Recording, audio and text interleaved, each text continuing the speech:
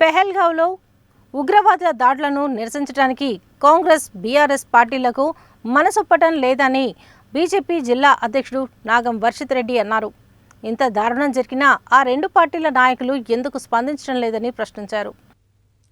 నల్గొండ పట్టణం శివాజీనగర్లోని బీజేపీ జెండాను జిల్లా అధ్యక్షుడు నాగం వర్షిత్ రెడ్డి ఆవిష్కరించారు. అనంతరం ఉగ్రవాదుల దాడిలో చనిపోయిన వారికి క్రొవ్వొత్తుల ప్రదర్శన నిర్వహించి నివాళులు అర్పించారు. సందర్భంగా బీజేపీ జిల్లా అధ్యక్షుడు డాక్టర్ నాగం వర్షిత్ రెడ్డి మాట్లాడుతూ హిందువులకు భరోసానిచ్చే ప్రయత్నాన్ని రాష్ట్ర మంత్రి కోమటిరెడ్డి వెంకటరెడ్డి ఎందుకు చేయటం లేదని ప్రశ్నించారు.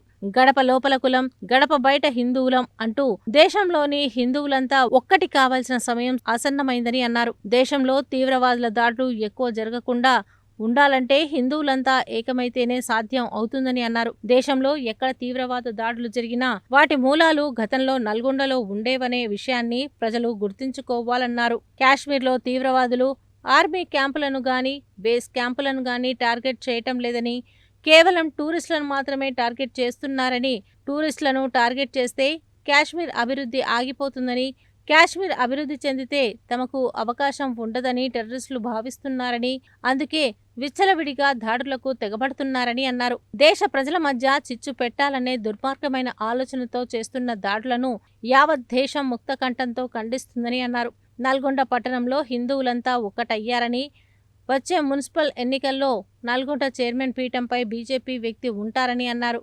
నరేంద్ర మోదీ నాయకత్వాన్ని ప్రజలు ఆమోదించాలని, గతంలో నల్గొండ మున్సిపాలిటీలో బీఆర్ఎస్ కాంగ్రెస్ పాలన ప్రజలు గమనించారని, కొత్తగా బీజేపీకి అవకాశం ఇవ్వాలని భావిస్తున్నారని అన్నారు. బీజేపీ నాయకుడు సతీష్ యాదవ్ ఆధ్వర్యంలో జరిగిన ఈ కార్యక్రమంలో బీజేపీ సీనియర్ నాయకుడు పల్లెబోయిన శ్యాంసుందర్, గోలి మధుసూదన్ రెడ్డి, పిల్లి రామరాజు యాదవ్, మిరియాల వెంకటేశం, ఆకురాజు, కంచర్ల విద్యాసాగర్ రెడ్డి, చింతా ముత్యాలరావు, రసల యోగేష్, కోటేష్, భవానీ, నాగమణి తదితరులు పాల్గొన్నారు. ప్రతి ఒక్క వార్డులో కూడా ఎగరాలని చెప్పి ఈ సందర్భంగా నేను నల్గొండ ప్రజలందరినీ కూడా విజ్ఞప్తి చేస్తా ఉన్నాను. ఎందుకంటే ఇది మన కోసము, మరి మన హిందువుల కోసము, యావత్ భారతదేశ ప్రజల కోసము నరేంద్ర మోదీ గారు ఈరోజు నల్గొండ జిల్లా అభివృద్ధి చెందాలని కోరుకుంటా ఉన్నారు. మరి next month probably 5th of May కూడా నితిన్ గడ్కరీ గారు ఇన్ని రోజులు కేవలం మాటలు ముచ్చట్లు మాత్రమే చెప్తా ఉన్నాడు.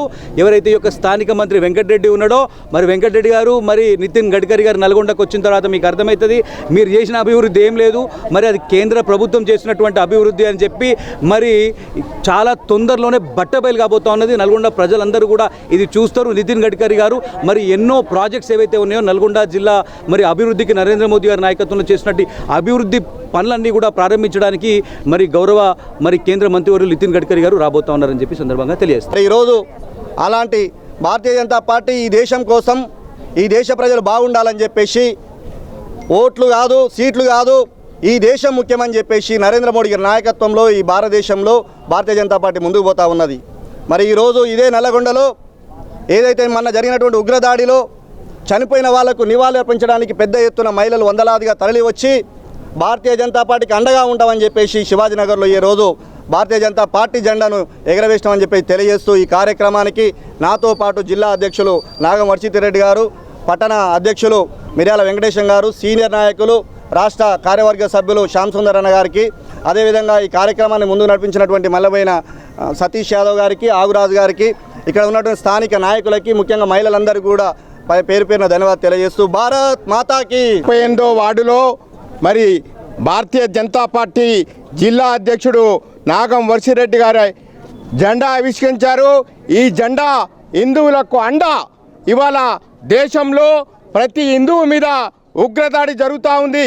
ఈ దాడి గురించి ఏ ఒక్క పార్టీ కూడా ఇలా ఖండించలేదంటే హిందువులకు ఒకే ఒక్క పార్టీ ఇలా అండగా నిలుస్తుంది, అది భారతీయ జనతా పార్టీ.